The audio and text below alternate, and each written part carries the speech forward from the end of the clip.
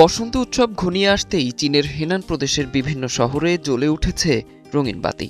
ঐতিহ্য, সংস্কৃতি আর নান্দনিক আলোকসজ্জায় উৎসবের আবহ ছড়িয়ে পড়েছে সর্বত্র। প্রদেশটির প্রাচীন শহর কাইফেংয়ের মিলেনিয়াম সিটি পার্কে অনুষ্ঠিত হচ্ছে নবম আন্তর্জাতিক লণ্ঠন প্রদর্শনী। চায়না প্যাভিলিয়ন, ইউরোপ, এশিয়া ও ইনট্যাঞ্জিবল কালচারাল হেরিটেজ লণ্ঠন প্যাভিলিয়ন সহ ৮টি থিমভিত্তিক প্রদর্শনীতে শোভা পাচ্ছে দৃষ্টিনন্দন লণ্ঠন। বিয়ানী নদীতে রাতের নৌভ্রমণে মাছের আকৃতির লণ্ঠন ও ফুলে সাজানো নৌকা ঢোলের তালে তালে তৈরি করছে উৎসবের অনন্য আবহ। সানমেনজিয়া শহরেও লণ্ঠনের আলোয় প্রাণবন্ত হয়ে উঠেছে জনপদ। লোকজ ঐতিহ্য ও আধুনিক আলোকসজ্জার সমন্বয় পর্যটকদের আকর্ষণ করছে।